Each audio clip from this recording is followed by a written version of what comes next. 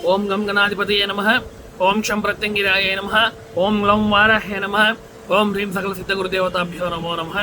శ్రీ శ్రీ శ్రీ వారాహి సమేత అథర్వణాభద్రకాళి ప్రత్యంగిరా పరమేశ్వరి పీఠం, సునబ్గుట్ట తాండా, ring road దగ్గర, Kadiri. Phone number 9490444196. పీఠం నుంచి చాలా చాలా అద్భుతమైనటువంటి వీడియోలను మీ ముందుకు తీసుకొని రావడం జరుగుతూ ఉంది. ఈ వీడియోలందరినీ కూడా మీరందరూ కూడా చాలా బాగా ఆదరిస్తున్నారు.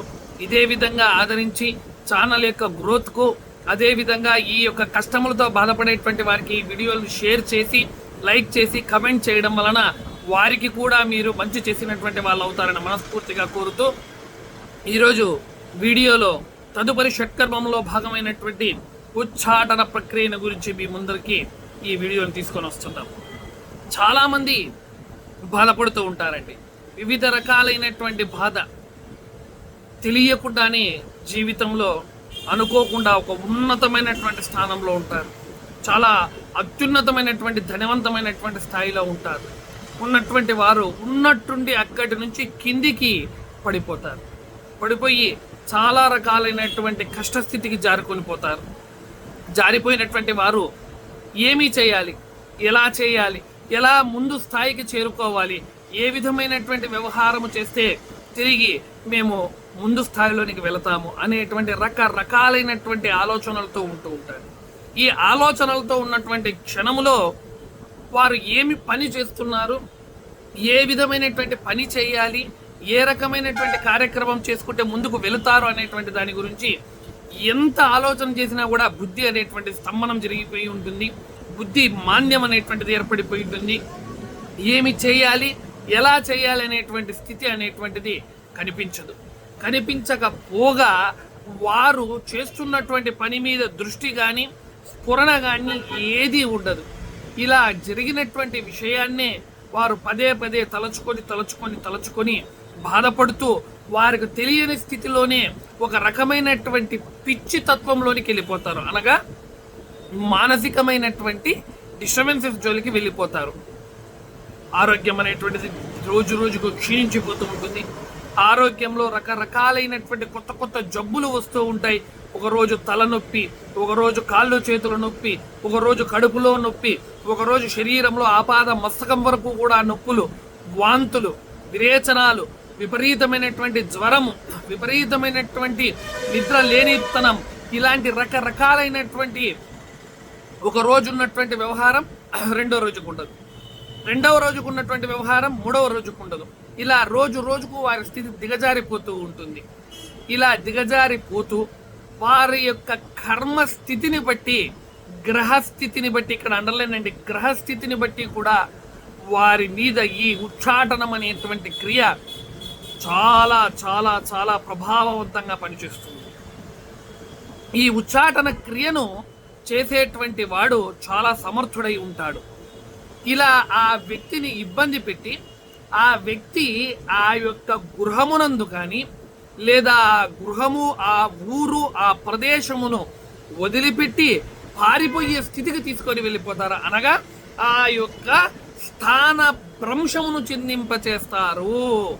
స్థానము ఉన్నటువంటి స్థానములో అతనికి ఉన్నటువంటి గౌరవము, మర్యాద, ధనము, ధాన్యము, ఐశ్వర్యము, ధన మాన ప్రాణాలతో సహా ఆడుకొని ఆ శత్రువు అనేటువంటి వాడు ఈ వ్యక్తిని పలాయనము చిత్తగించే విధంగా చేసేస్తారు.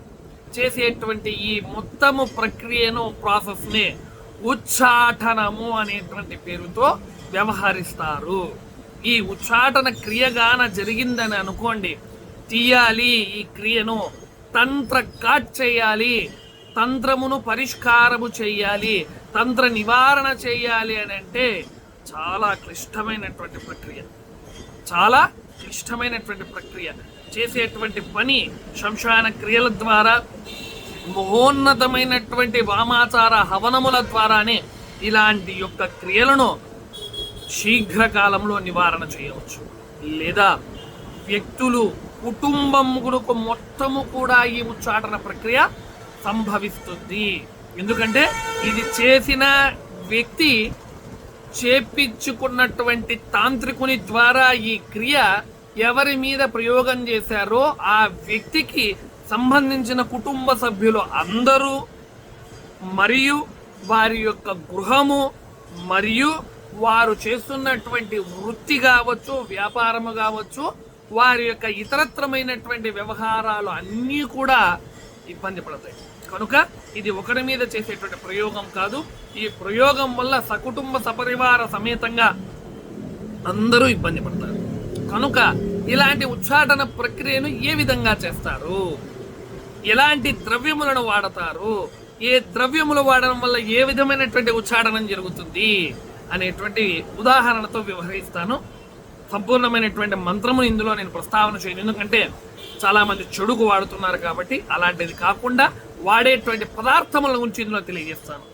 శ్మశానములలో దొరికేటువంటి చితాభస్మమును తీసుకొని ఒక శుద్ధమైనటువంటి సమయము అనగా అమావాస్య కానీ, పౌర్ణమి కానీ, ఆదివారం అమావాస్య కానీ, లేదా గ్రహణ సమయములలో ఆ యొక్క భస్మమును తీసుకొని వచ్చి అభిమంత్రితము చేసి వ్యక్తి యొక్క గృహములోనికి చల్లడం వలన ఈ యొక్క ఉచ్చాటనం అనేటువంటి క్రియ జరుగుతుంది. ఇది మొట్టమొదటి. రెండవది, శవమును కాలుస్తూ ఉంటారు కదా, ఆ శవమును కాల్చేటువంటి చితి మీద 7 కంకర రాళ్లను అందులో ఉంచి వాటిని కాల్చి ఆ శవము భస్మము దహనమైపోయినటువంటి తర్వాత తిరిగి ఆ రాళ్లను బయటకు తీసుకొని వాటిని సిద్ధి చేసుకొని మంత్ర ప్రకరణము ద్వారా అభిమంత్రణం చేసి ఎవరి ఇంటి మీద అయితే ఆ రాళ్లను వేస్తామో, ఎవరి ఆవరణంలో అయితే ఆ రాళ్లను పాతి పెడతామో, ఏ విధమైనటువంటి పరిస్థితుల్లో వారి యొక్క గృహములో దాచిపెడతారో వారు ఉచ్చాటనము జరిగి పిచ్చివారైపోయి శుద్ధముగా ఆ యొక్క గ్రామమును కానీ, ఆ యొక్క ప్రదేశమును కానీ, ఆ ఇంటిలో కానీ ఉండకుండా నిరంతరాయము గొడవలు పడుతూ కొట్లాడుకుంటూ సమస్యలు జరుగుతూ వారిలో వారే గృహస్థాన భ్రంశమును చెంది వెళ్ళిపోతారు. ఇది ఉచ్చాటన క్రియ ద్వారా కలిగేటువంటి వ్యవహారాలు, దానిలో ఉన్నటువంటి నిగూఢమైనటువంటి విషయం. ఇక రెండవ పార్ట్లో ఈ ఉచ్చాటనం గురించి మరిన్ని లోతైనటువంటి విషయాలను గురించి చర్చిద్దాం. అంతవరకు కూడా మీ అందరికీ కూడా భగవతి యొక్క కరుణా కటాక్ష వీక్షణాలు మీ అందరి మీద మనస్ఫూర్తిగా ఉండాలని మనస్ఫూర్తిగా కోరుతూ, ఈ రకమైనటువంటి ఇబ్బందులతో బాధలతో ఎవరైనా బాధపడుతూ ఉంటే పీఠం నంబర్ 9490444196 ఈ నెంబర్కు మధ్యాహ్నం 3 గంటల సమయం నుంచి 4 గంటల సమయంలో ఫోన్ చేయండి. మిగిలిన సమయాల్లో దయచేసి చేయొద్దండి. ఆ సమయంలో మాత్రమే ఫోన్ చేయండి. డైరెక్ట్గా నేరుగా నేనే మాట్లాడతాను. నా పిఏలు కానీ, నా పక్కన వారు కానీ, నా శిష్యులు కానీ ఎవ్వరూ మాట్లాడరు. నేనే డైరెక్ట్గా మీతో మాట్లాడతాను. మీరు ఏ విధమైనటువంటి వ్యవహారం ఉన్నా నాతో చర్చించవచ్చు. మీ కష్టములకు పరిష్కారములను తెలుసుకొనవచ్చు. కనుక ఈ విధంగా మీ అందరూ కూడా వీటితో బాధపడే వాళ్ళు ఆ కర్మ నుంచి బయటపడతారని మనస్ఫూర్తిగా కోరుతూ శ్రీమాత్రే నమః, శ్రీ గురుభ్యో నమః, హరి ఓం తత్సత్.